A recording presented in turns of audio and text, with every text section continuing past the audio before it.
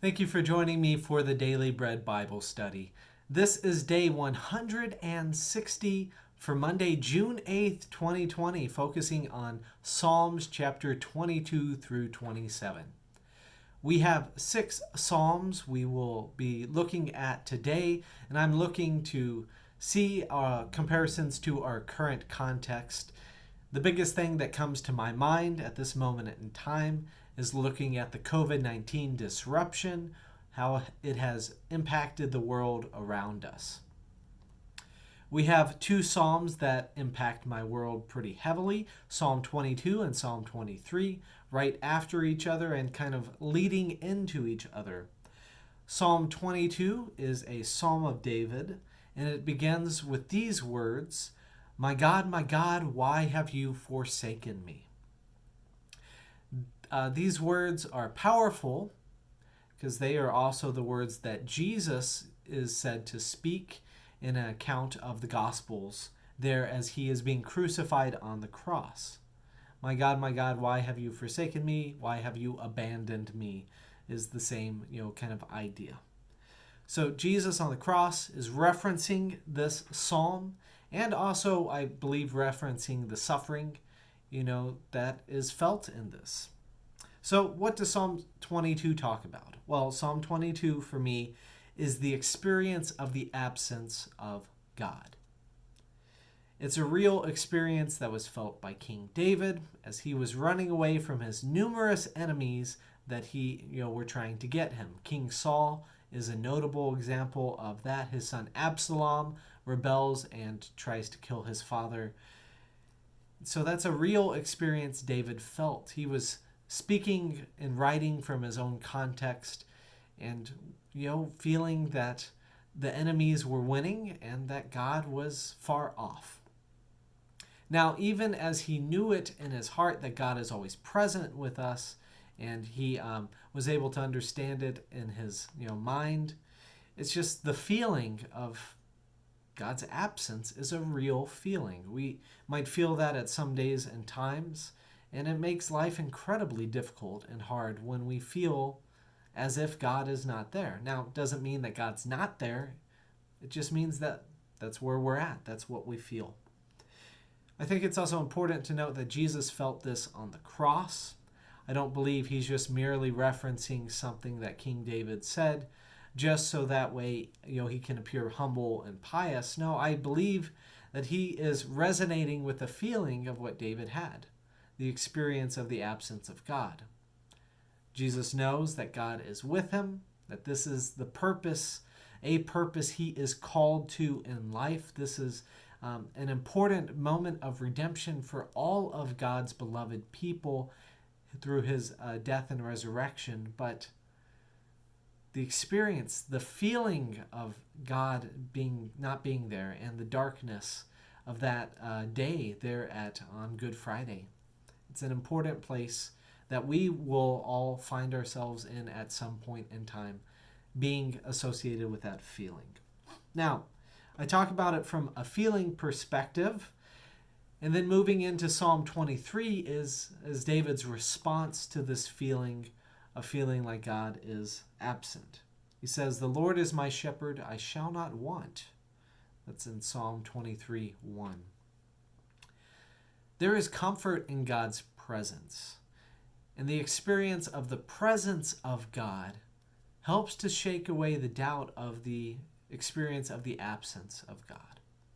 We see that for the book of Job, which we looked at before this, since it comes chronologically, or not chronologically, it comes before that in the layout of our modern Bible that we have. And so Job leads into the Psalms, and Psalm 23, this God's comforting, God's double blessing to Job. The experience of the presence of God with King David is one of peace. It's calm, one of images of green pastures and flowing waters and things that restore our souls. So once our soul is restored and we get to celebrate the joy of Psalm 23, the peace that comes with it, we move into where King David is led next, to the temple, to worship. So Psalm 24:3, King David says, "Who shall ascend the hill of the Lord, and who shall stand in his holy place?" This is a psalm of entrance into the temple of the Lord, which he doesn't build, but King Solomon builds. It follows from the last line of Psalm 23, verse 6, which says, "I shall dwell in the house of the Lord forever, or my whole life long." This dwelling in God's presence, this dwelling leads us to worship. That's what we hope when we go to any sort of worship service, is that we are able to connect with God's presence and be reminded of God's Spirit, both in our lives and in this place, in a place where others gather and come to give thanks to God too. So, after the darkness of Psalm 22, after the life and peace, the acceptance in Psalm 23, we have the celebration in Psalm 24, giving praises to God in God's temple, cheering and bringing joy. And that's exactly kind of mimics my experience of this whole COVID-19. Psalm 22 was the experience not only of the absence of God, but the absence of God's community and having to suspend in-person worship. Psalm 23 was, as things became more knowledgeable and aware, it was more acceptance that God was with us, and that things will have its day again where we can come back in peace. And then we have resumed in-person worship recently, so now we get to celebrate the joy of being in community and the joy of seeing everyone again after a long suspension of worship. It's a privilege and a joy and a luxury to be worshiping in person without persecution. And so I give thanks for that today. Psalm 25, another psalm of David. In fact, all of these psalms for today, these 6 are psalms of David. I selected verse 7, which says, "Do not remember the sins of my youth or my transgressions. According to your steadfast love, remember me, for your goodness' sake, O Lord." We've all been there. We've been younger. We've grown up and realized some of the choices that we made when we were younger were not the best choices. But God is one who is quick to forgive, to love us even in the midst of the choices that we make previously. And I know I'm still young. I've got a lot to learn as well too. And I'm not saying this from a position that I've already matured and been elevated beyond everybody else. That's not what I believe. I still find myself making mistakes and trying to learn and grow from them. But the important thing to note is that God is with us. And when we turn our hearts to God, God does not hold those things against us. That we have the ability to change and transform and to turn to God, and God will help us through all of that. So God's love for us is not negated by our past failures, and we hope for the best with God in the future. In Psalm 26, it's another psalm of David. In verse 9 and 10, it says, "Do not sweep me away with the sinners, nor my life with the bloodthirsty, those in whose hands are evil devices, and whose right hands are full of bribes." So this is a very harsh, word, both critiquing David's enemies, and then also saying that, God, I've made mistakes, but please don't consider my mistakes in the same way of those who want to continue and perpetuate acts of violence, acts of injustice. So we see that, in that sin really here as described is kind of this disrespect for the sanctity of human blood or human life, bloodshed and bloodthirstiness, as it mentions. Those who are quick to shed blood and don't care, of the life that they take in order to satisfy something within their own needs. Also, too, I see a disrespect for justice is what King David is critiquing.